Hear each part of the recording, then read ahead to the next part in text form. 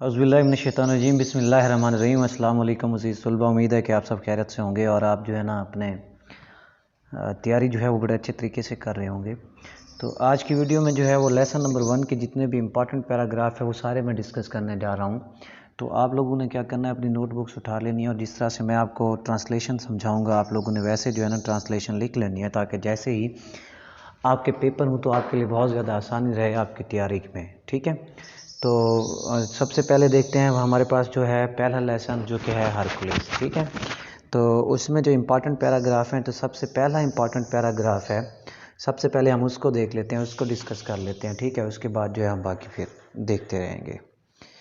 चलें, तो पहला पैराग्राफ हमारे पास ये है, Hercules served a king. Hercules जो है वो एक बादशाह की खिदमत करता था।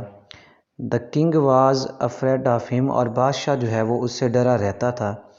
So again and again he sent him on difficult errands, तो वो बार बार जो है हरकुलिस को यानी बादशाह मुश्किल कामों के लिए भेजता रहता। ठीक है, these errands are called the labours of Hercules, तो इन कामों को जो है वो हरकुलिस के कारनामे कहा जाता है। Because the king ordered him to do such hard and difficult things, क्योंकि बादशाह जो है ना वो उसे बहुत ही मुश्किल और सख्त किस्म की चीज़ें करने को कहता था।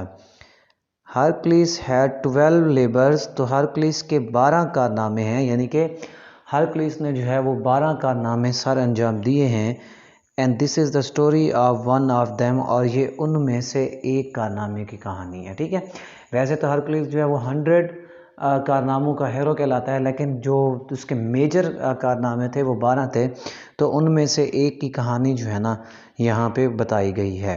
ठीक है, तो ये वाला पैराग्राफ जो ये बहुत ज़्यादा इंपॉर्टेंट है आपके इम्तिहान के नुक्ता निगाह से, तो आप लोगों ने जो है ना इस पैराग्राफ को अच्छे तरीके से देखना है, इसमें से आपने कोई चीज़ जो है ना मिस नहीं करनी है। ठीक है, इसकी ट्रांसलेशन आपने लिख लेनी है और उसको फिर आपने याद कर लेना है। ठीक है, तो चलते हैं नेक्स्ट पैराग्राफ की तरफ। ये नेक्स्ट पैराग्राफ जो है वो 2 पैराग्राफ पे मुश्तमिल है, और दोनों पैराग्राफ जो है ना वो एक साथ मौजूद हैं आपकी बुक में। आप यहाँ से टेक्स्ट देखेंगे तो आपको पता चल जाएगा कि कौन सा पैराग्राफ है। ठीक है, Hercules walked all day and the next day and the next, Hercules सारा दिन सफ़र करता रहा और उससे अगले दिन भी और उससे अगले दिन भी। ठीक है, he walked all week and the next week and the next. ठीक है, वो पूरा हफ्ता सफ़र करता रहा, उससे अगले हफ्ते भी उसने सफ़र किया और उससे अगले हफ्ते भी। ही वॉक्ड फॉर मंथ्स, उसने महीनों तक सफ़र जारी रखा।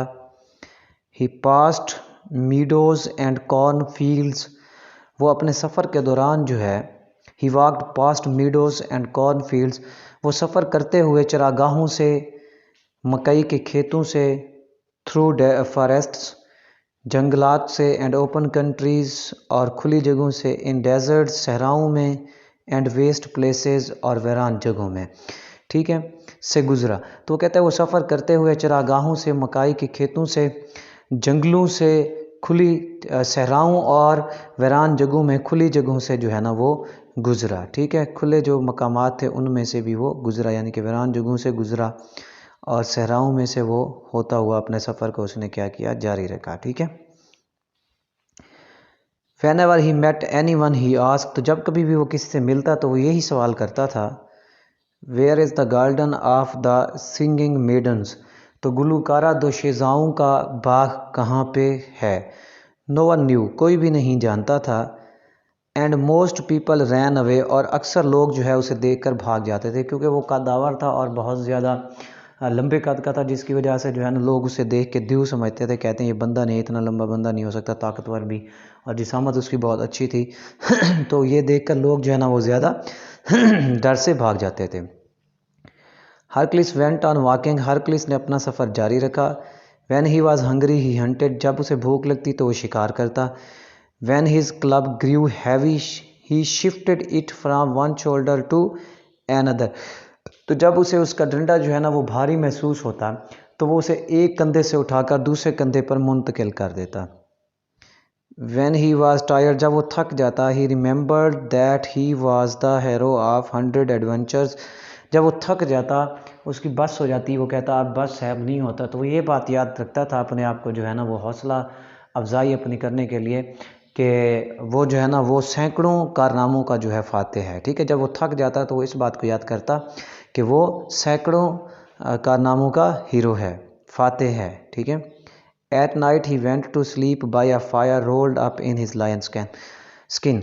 तो रात को जो है वो आग के करीब अपनी शेर की खाल ओढ़ कर सो जाता था। ठीक है, तो ये दो पैराग्राफ जो हैं एक साथ ही हैं, तो इसलिए मैंने इसको एक ही पैराग्राफ में जो है वो लिख लिया है।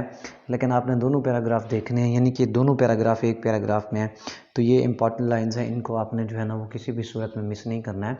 आपने इनके अच्छे तरीके से तैयारी करनी है, कोशिश करें आप लिख लें। ठीक है।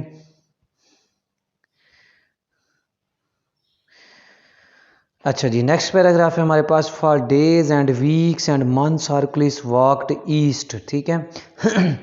तो कई महीने, हफ्ते और दिनों तक जो है हरकुलिस मशरिक की तरफ सफ़र करता रहा। Walking back to the palace, वापस महल की तरफ जाने के लिए। ठीक है।